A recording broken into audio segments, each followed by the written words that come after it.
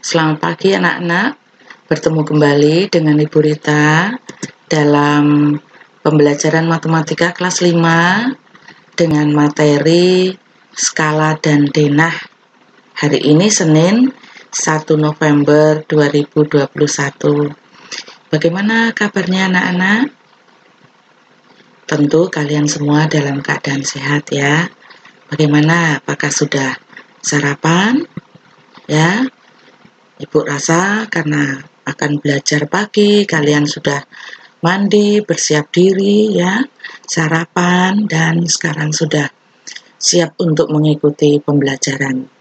Mari anak-anak, sebelum kita belajar, kita menghadirkan Tuhan agar pembelajaran kita dapat berlangsung dengan lancar. Dalam nama Bapa dan Putra dan Roh Kudus, amin. Tuhan Allah Bapa kami mengucap syukur dan terima kasih atas segala rahmat yang Kau berikan pada kami, rahmat kesehatan, rezeki, nafas baru, hari baru, sehingga pagi ini kami semua dapat bangun kembali dengan badan yang sehat, segar, dan sebentar lagi akan mengikuti pembelajaran matematika. Tuhan hadirlah di tengah-tengah kami, sertai kami dalam proses pembelajaran ini agar kami dapat mengikuti pembelajaran dengan baik. Semua ini kami mohon dengan perantaraan Kristus Tuhan kami. Amin. Dalam nama Bapa dan Putra dan Roh Kudus. Amin. Baik anak-anak, kita sudah memasuki bab yang baru ya, tadi skala dan denah. Nah, kompetensi dasarnya adalah KD 3.4 menjelaskan skala melalui denah. Indikatornya yang pertama menjelaskan pengertian denah, menyebutkan tujuan pembuatan denah, yang ketiga menyebutkan lokasi sesuai dengan arah mata angin, menentukan posisi benda pada koordinat kartesius, dan menentukan posisi titik pada koordinat kartesius. Adapun tujuan pembelajarannya, yang pertama, siswa dapat menjelaskan pengertian denah dengan benar. Yang kedua, siswa dapat menyebutkan tujuan pembuatan denah dengan benar. Yang ketiga, siswa dapat menyebutkan lokasi sesuai dengan arah mata angin dengan benar. Yang keempat, siswa dapat menentukan posisi benda pada koordinat kartesius dengan benar. Siswa dapat menentukan posisi titik pada koordinat kartesius dengan benar. Nah, anak-anak, tentunya kita ingin tahu terlebih dahulu apa sih denah itu. Denah artinya gambar yang menunjukkan letak kota, jalan, dan sebagainya, atau gambar rancangan rumah, bangunan, dan sebagainya. Jadi untuk pembelajaran kita kali ini, yang akan kita pahami dulu adalah denah. Nah, denah itu dibuat dengan tujuan untuk memberikan kemudahan bagi penggunanya untuk melacak atau mengetahui sebuah lokasi atau tempat. Nah, denah tentu berbeda dengan peta. Kalau peta dibuat dengan cakupan wilayah yang lebih luas dan besar, sedangkan denah hanya menggambarkan suatu area bangunan saja. Nah, posisi suatu objek dapat ditentukan dengan menggunakan arah mata angin yang terdiri dari 8 arah. Ini ya, arah mata anginnya ya. Utara, selatan, timur, barat, antara utara, timur, timur laut, antara timur selatan itu tenggara, antara selatan barat, barat daya, antara barat utara, barat laut. Nah, untuk memahami arah mata angin, nah di sini ada contoh denah ya. Nah, ini nama jalannya Maijen Sungkono. Ada pos polisi, ada gedung juang, ada Universitas 45 dan ada warkop atau warung kopi. Kemudian ini ada rumah beda ya. Ini Perum Kencana Sari, kemudian Mall Ciputra dan apartemen Ciputra. Ini Dinah ya. Dinah bangunan yang ada di kanan kiri Jalan Maijen Sungkono ya. Jadi kita lihat, nah, di sebelah utara Bida terdapat pos polisi. Sebelah timur Universitas 45 terdapat warkop. Di sebelah selatan warkop terdapat apartemen Ciputra. Sebelah barat Perum Kencana Sari terdapat Bida, rumah Bida maksudnya ya. Nah, kembali ke sini. Nah, ini ya, ini rumah Bida, sebelah utaranya pos polisi. Kemudian di sebelah baratnya, sebelah timurnya Universitas 45 ada warkop. Ya.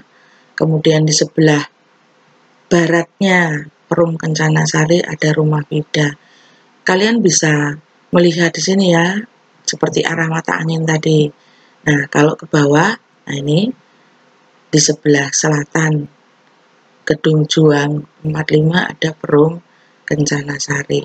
Di sebelah barat Gedung Juang 45 ada pos polisi. Sebelah timur Gedung Juang ada Universitas 45. Begitu juga dengan yang lain ya. Ibu rasa tidak sulit, tadi sudah kita lihat ya kan. Nah, nih. Oke. Kemudian kita akan beralih. Nah, untuk dapat menentukan posisi atau letak benda pada koordinat kartesius dapat dilakukan dengan cara melihat letak benda tersebut pada sumbu datar. Sumbu datarnya nanti disebut sumbu X dan sumbu tegak lurus disebut sumbu Y. Pada koordinat kartesius, sumbu X disebut juga apsis dan sumbu Y disebut juga dengan ordinat. Ya, diingat-ingat ya. Sumbu X itu pada garis mendatar ya, atau vertikal, itu disebut apsis. Kemudian sumbu Y itu pada garis tegak lurus ya, atau disebut ordinat. Nah, cara menentukan posisi titik, kalau tadi benda ya, cara menentukan posisi titik pada sistem koordinat kartesius sebagai berikut. Hitunglah satuan ke kanan atau ke kiri letak titik tersebut. Jika ke kanan nilainya positif, jika ke kiri nilainya negatif. Hitunglah satuan ke atas atau ke bawah letak titik tersebut. Jika ke atas nilainya positif, jika ke bawah nilainya negatif. Untuk menuliskan pasangan koordinat, dimulai dari sumbu X, kemudian sumbu Y. Untuk lebih jelasnya, perhatikan contoh berikut ini. Perhatikan. Nah, ini ya. Ini namanya sumbu X ya, pada garis datar. Sumbu X. Kemudian yang tegak lurus ini namanya sumbu Y. Nah, yang tengah ini namanya origin ya. Origin. Nah, anak-anak perhatikan. Tadi kan sudah dijelaskan. Kalau ke kanan ini positif, kalau ke kiri negatif. Kalau ke atas ini positif, kalau ke bawah itu negatif. Nah, anak-anak kalau kita akan membuat pasangan, maka kita akan menggunakan X dulu baru Y ya. Jadi yang mendatar dulu yang kita pakai, baru kita ambil pasangannya yang Y. Nah, di sini ada gambar ya. Ada gambar-gambar nih, ada gambar bintang, bulan sabit dan muka orang. Nah, perhatikan. Kita akan menentukan posisi benda pada koordinat kartesius. Ini kan koordinat kartesius ini ya. Ini ada yang mendatar ini, ada hurufnya A, B, C, D, E, F ya pada sumbu X-nya. Lalu ini ada angka 1 sampai dengan 9 pada sumbu Y. Perhatikan gambarnya bulan sabit. Kita lihat posisi bulan sabit. Ini ada di mendatar itu E ya. Kemudian yang tegak lurus adalah angka 4, maka kita tulis E, 4 ya bulan sabit. Kemudian kita lihat untuk letak bintang. Nah, letak bintang itu ada di sumbu X-nya adalah A.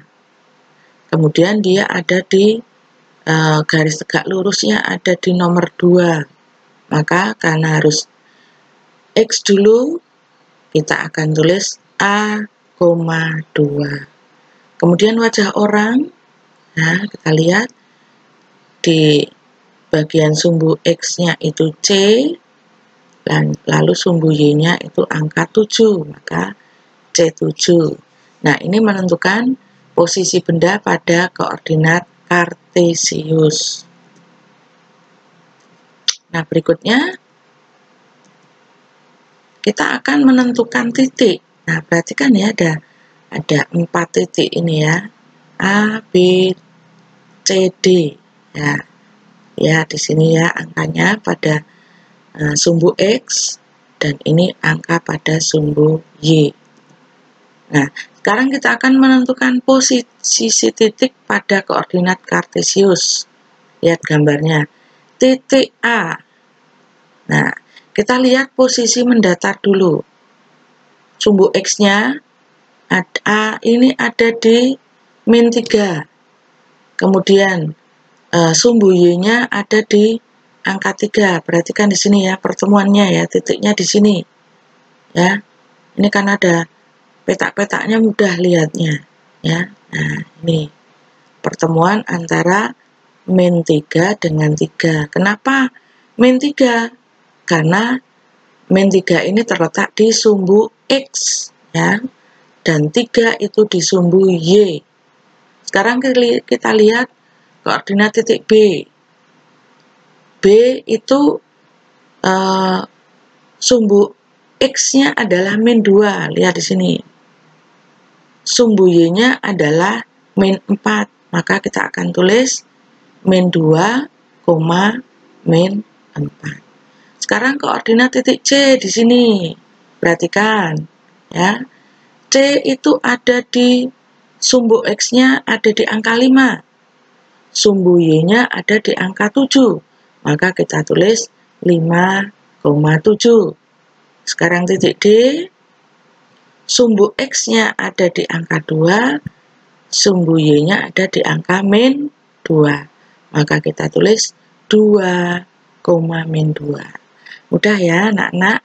Yang terpenting, kalian tulis yang terlebih dahulu adalah sumbu yang mendatar atau sumbu X, baru sumbu tegak lurus atau sumbu Y. Oke.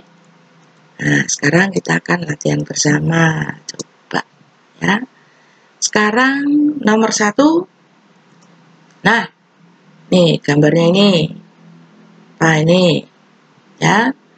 Ini terletak di sumbu X-nya adalah F. Sumbu Y-nya adalah 4, maka F4. Ya, F,4. Lalu yang kedua, di sini gambarnya bintang. Ya, gambarnya atau bendanya bintang. Ada di sumbu X-nya itu C, kemudian sumbu Y-nya 5. Ya, jadi C5. Kemudian yang ketiga, wah ini gambar apa ini? Petir. Ya, petir. Ada di sumbu X-nya ada di A, sumbu Y-nya ada di angka 6, maka yang nomor 3 ini A6. Yang keempat, ini ada gambar awan, ya.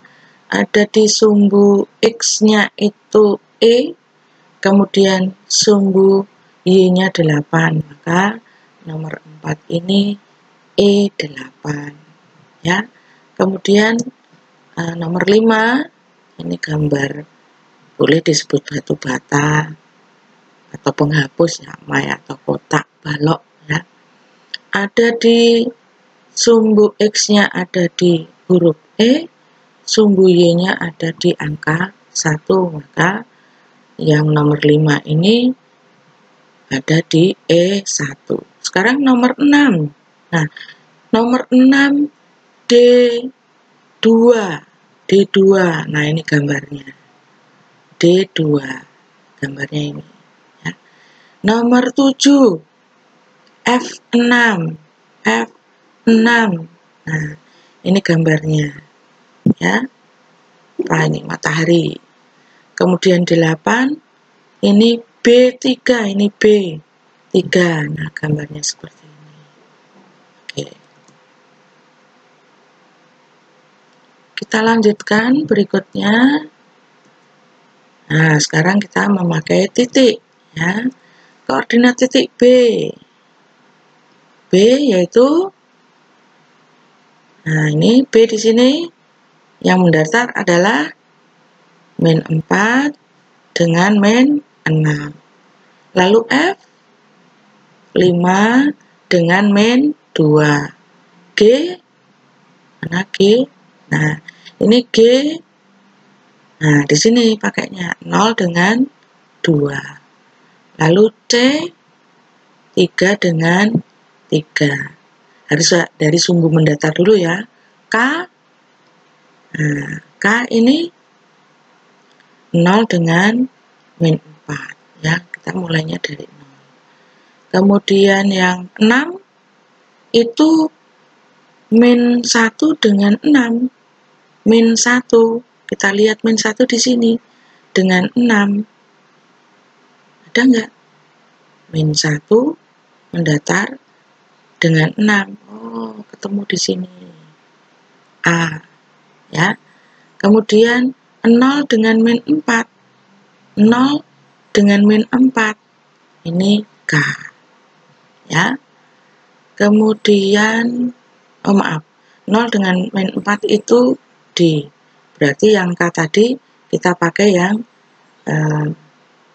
min 4 dulu dengan 0, ya. Kemudian yang nomor 8, min 2 dengan min 2. Nah, ini ketemu H, ya. Kemudian yang ke-9, 5 dengan 7, ya. 5 dengan 7. Nah, di sini ini 5-nya, ini 7-nya, hurufnya J.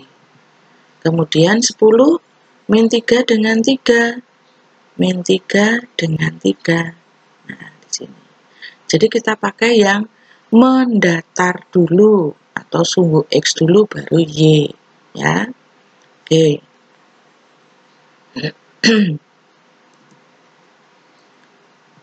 Nah, anak-anak, tadi kalian sudah mempelajari, ya, koordinat kartesius. Nah, Ibu memberi tugasnya khusus untuk letak titik pada bidang koordinat saja, ya. Ini, nah, untuk titik A ini untuk sebagai contoh, ya.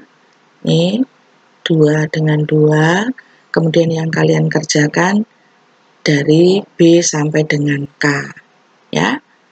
Paham ya anak-anak, ya, tugasnya. Jadi kalian isi di sini pasangan dari angka-angka yang ada pada koordinat kartesius ini, ya. Demikian anak-anak pembelajaran kita hari ini tentang denah, ya. Semoga apa yang kita pelajari kalian dapat terima dengan baik sehingga dapat mengerjakan latihan soal dengan baik pula. Mari kita tutup pembelajaran kita dengan berdoa. Dalam nama Bapa dan Putra dan Roh Kudus. Amin. Terima kasih Tuhan atas penyertaan-Mu dalam pembelajaran kami pagi ini. Semoga apa yang telah dijelaskan oleh Bu Guru kami dalam pembelajaran ini dapat kami terima dengan baik dan kami dapat menyelesaikan tugas-tugas kami dengan teliti dan cermat. Semua ini kami mohon dengan perantaraan Kristus Tuhan kami. Amin. Santo Carolus Borromeus, doakanlah kami. Bunda Elizabeth, doakanlah kami. Bunda Maria Bintang Samudra, doakanlah kami. Dalam nama Bapa dan Putra dan Roh Kudus. Amin. Terima kasih anak-anak atas segala perhatiannya. Sampai jumpa kembali dalam pembelajaran selanjutnya.